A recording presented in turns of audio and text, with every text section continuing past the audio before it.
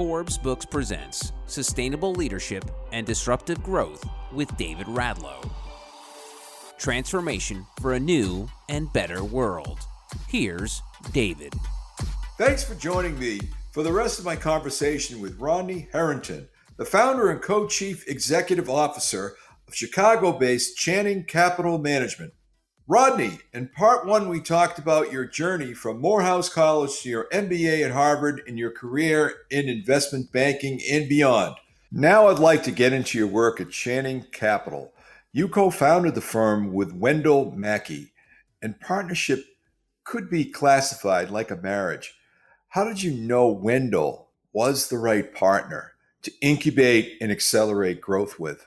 Great question. Actually, it was three founding partners. Again, when I approached Alan Morgan, I had to first find a lead portfolio manager, and that individual was Eric McKissick.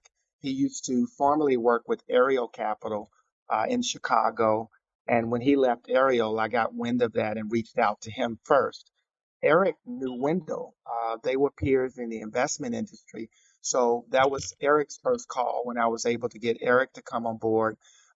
Eric and Wendell had been friendly competitors and had always talked to each other and said, hey, Wendell and Eric, if we each do something, let's call each other. So those two knew each other, and it was an easy due diligence amongst Wendell and myself because Wendell attended Howard University. And the community in Memphis, the African Americans that wanted to attend the HBCU either went to Morehouse College, Howard University, or Tennessee State University in Nashville. And so when I got Wendell's name from my business partner, Eric, it was an easy call to call a few of my buddies that attended Howard, and they knew Wendell. In fact, a few of them had pledged the same fraternity. So that was an easy due diligence call. And we've been very, very close. We're like brothers. We're business partners. And as you said, it is like a marriage. But it's been a great run. It's been a great 17 years. I have to follow up a little bit when you mentioned the word fraternity. Is that what you guys are bonded? Is it through a fraternity, a direct fraternity, or is it a fraternity of sorts? Would you mind expanding on that? Yeah, well, anyone who's experienced a historically Black college and university, that's a bond within itself, being amongst your peers who come from similar backgrounds, and you all are trying to make a difference. So Howard and Morehouse share that legacy, and that there's a lot of successful African American men and women that came through those hallways back during a time where our country was divided and there was segregation. So those were the founding universities that afforded men and women to go out and make a difference. That legacy continues today. And so, yes, it's a huge fraternity amongst the HBCUs. And then within the HBCU, if you decide to pledge, you have numerous organizations you can participate in, which are traditional fraternities. They had a lot of clubs that you could join, intramural sports, just any interest of yours you could find.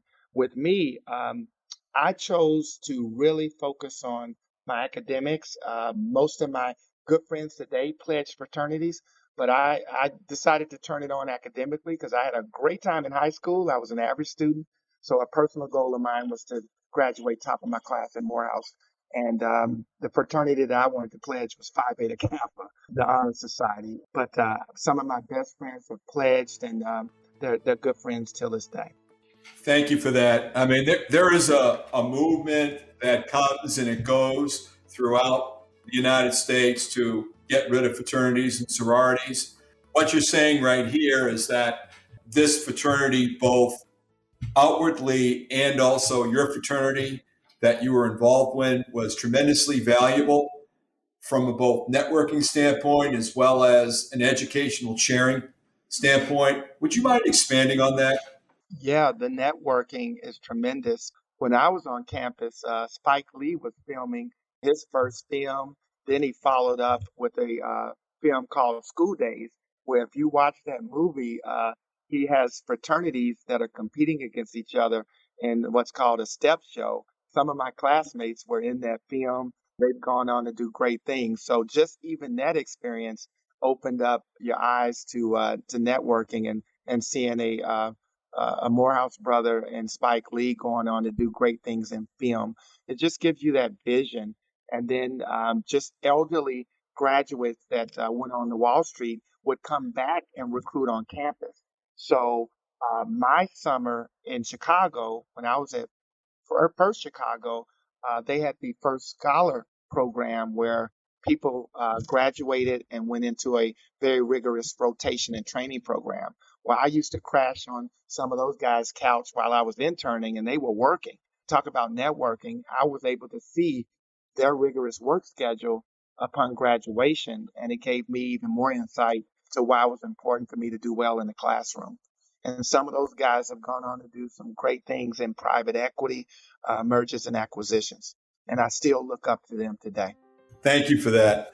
In July, Channing Capital launched its first publicly traded mutual fund, the Channing Intrinsic Value Small Cap Fund. Talk to me about your secret sauce and strategy and decision making that's led you to the mix of stocks and companies you focused on, and how you decided the value proposition was the right special one to grow with. Our firm has always adopted an intrinsic value approach to investing. And so we model our approach off of Warren Buffett. Again, we look for high quality companies with strong management teams. So logically, we've been in business for 17 years.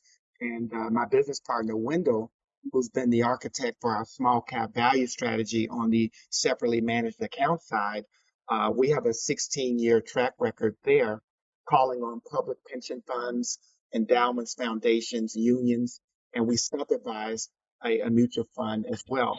So with that experience, we wanted to continue our diversification in that last channel, which is the retail channel. And that's why we decided to launch the 40 Act Fund. Now, that 40 Act Fund mirrors our separately managed account that we've been running for 16 years. So Wendell's employing the same discipline, the same rigor in terms of screening for quality companies, narrowing them down to 3 or 4 ideas at a time for the portfolio. And we've been doing it consistently for 16 years. So when you think about our mutual fund, it's really just an offshoot for what we're already doing on the separately managed account. It just allows myself, our employees, my business partner to invest in the fund. And we also are able to go after the defined contribution marketplace, which are corporations, 457 plans, 529 plans. And that will allow us to grow into other channels. And that's the goal of the fund. The tagline of your firm is the wisdom of experienced investing. I mentioned that you've been working in investments for 20 years. When do you realize you had the wisdom and experience to incubate, accelerate growth, and perform as well as you have? Love our name. One, if you looked at our logo, it's a contemporary owl. It has the 2 C's as the eyes and an overarching M for management. So Channing Capital Management. And if you look in the Thesaurus Dictionary for Old English definition of Channing, it means wisdom in Old English. So we want to consider ourselves wise investors. So that's how we tag the wisdom of experienced investing. The reason we say that is, again, my business partners, Eric formerly, and then Wendell currently, those guys had 14 years of investment experience at their prior firms. So collectively bringing them together, building a successful investment team with CFAs, certified financial analysts, that's a designation that's highly regarded in my field. We are able to collectively bring that experience together to hopefully pick great stocks and to hopefully outperform our relative indexes for our clients.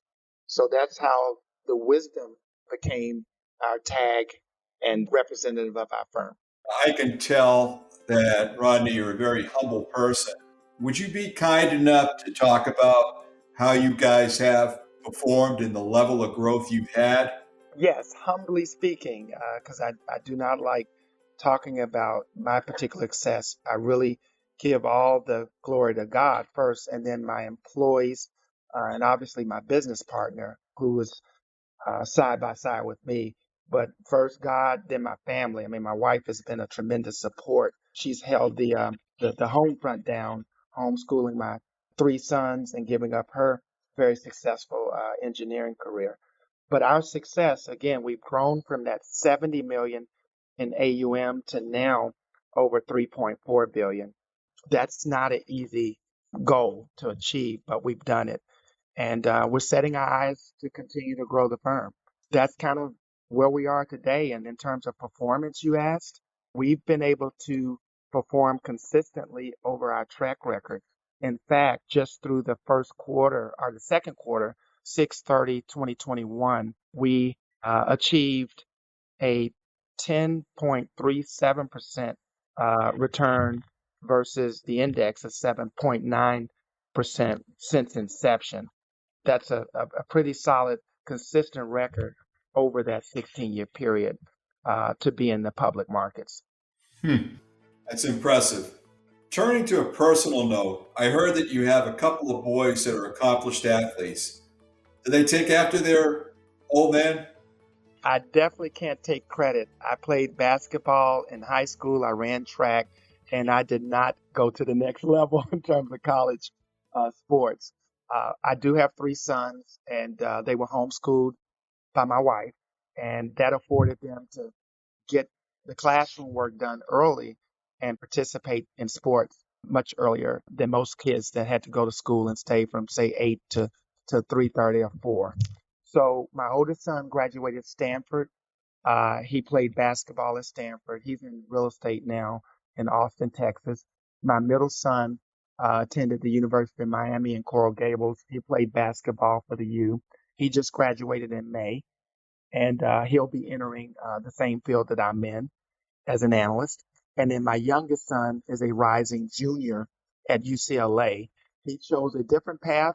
While he won a state ring in basketball and track, he decided to run track. So he's on the track team for UCLA and is a rising junior this fall. So all three are both competitively bright and competitive athletes. And do you feel it served them well? Sports is a phenomenal way to be competitive in the classroom and in everything you do. Absolutely. They went through all the rigors of AAU basketball, and that just teaches you how to be competitive. One, you have to try out for those teams, you have to be selected, then you have to fight for playing time. And having that strong balance of one, putting the classroom work first, student before athlete, they all three excelled in the classroom. Obviously, Stanford, you can't even play sports at Stanford until you're admitted through the academic application process. Same with the University of Miami. That's a private university, highly selective on both the ACT and SAT. As you know, UCLA, phenomenal school, equally challenged to get in, and you must have the academic rigor. So I'm very fortunate to have a wife who was smart, electrical engineer, master's in education and technology, who took on that challenge to homeschool all three of them. That was the best decision she made and that I supported. Quite impressive. We have talked a lot about your business partner, and you've just briefly mentioned your partner in life, Andrea. Could you please tell me what's it like to have her in your corner? Wow. Talk about a rock. Starting your own business is one of the most challenging endeavors. I can't think of anything more challenging in terms of work to literally have a concept go to implementation and then to sustain it and grow it. Business failure rates are high. And I left a very good career. I mean, I literally left out at the age of 35 to co-found Channing Capital. So it's risk, but there's also great reward. And it takes a village, I say. I mean, we've all heard that slogan, but it truly does. My wife has been and continues to be supportive. My parents, my siblings, and my good friend. Well, thank you very much for that. And I wanted to just briefly shift. You have spoken greatly about how family affected you in your choices into capital management. You've also talked about the network that you've participated in that have helped you and you've helped.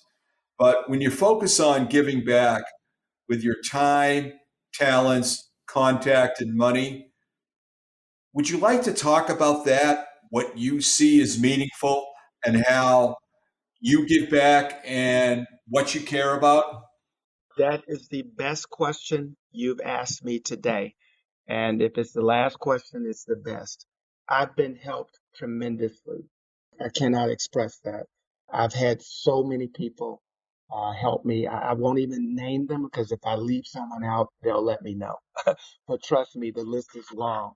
And with that, it is my responsibility, it is my life journey to help others. Anybody that knows me well will know that there's not a week that goes by that I'm not coaching someone, guiding someone, helping someone. It is a daily walk because it was done for me. And that is my mission. Of course, my firm, we donate, we make contributions to community events, to specialty organizations for mission-based work in communities. But that's just writing a check. The most rewarding part is when you're touching a youth who's who needs some guidance, who may have some challenges in their household, who may have been misdirected and needs to get back on course. That is the best joy when you touch someone and give them a vision, give them hope, give them energy. And that's what I stand for. And again, anyone that knows me truly knows that's my passion. And I'm working hard. I'm really working hard for my family and to help others, less than myself. I'm very simple. Well, that's really awesome. And is there anything else that I have not covered today that you'd like to talk about? I'll just comment that we've been in a very interesting time in our history with the events that transpired with George Floyd to the whole socio-economic and wealth divide. Um, I'm a little older, but I remember the late 80s trying to break those barriers in New York and then eventually in Chicago. And to see that we have some of the same challenges today lets me know we have a lot of work to do. In my field, I have consultant firms that are called gatekeepers that I have to call on to get to know us, to vet our firm, and to hopefully put us in search activity. And so my daily challenge is to try to represent myself, my race, and my firm, my partners, my employees, my family in a very positive light so that we can change the perception that we're just, not capable of succeeding in finance and business, and to make that into a positive story and to shine my light on those who think, just being a professional athlete or a singer is the only way out. So I do a lot of speaking to young people to let them know if you're good in math, you can be a successful trader on Wall Street.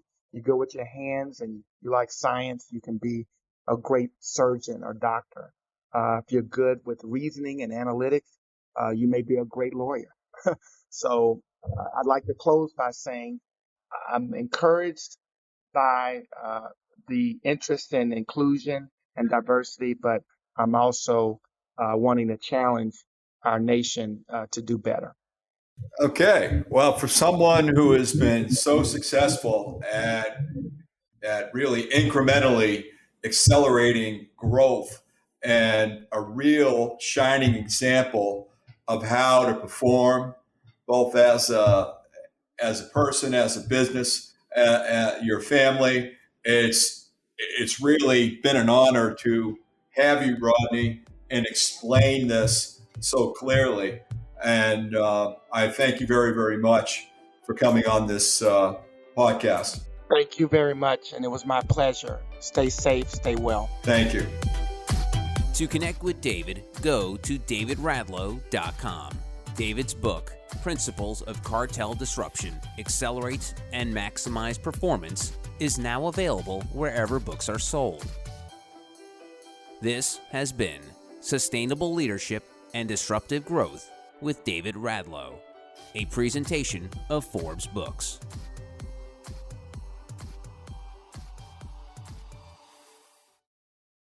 With regard to interest in investing, investors should carefully consider the investment objectives, risks, and charges, and expenses of the fund before investing. The prospectus contains this and other information about the fund, and it should be read carefully during investing. Investors may obtain a copy of the prospectus by calling 833-565-1919. Investing involves risk, including loss of principal. There is no guarantee that this or any investing strategy will be successful. Value investing involves the risk that an investment made in an undervalued securities may not appreciate in value as anticipated or remain undervalued for long periods of time. Small cap investing involves greater risk not associated with investing more established companies, such as greater price volatility, business risk, less liquidity, and increased competitive threat. Distributed by Ultimus Fund Distributors, LLC, member FINRA, Channing Capital Management, LLC, and Ultimus Fund Distributors are not affiliated.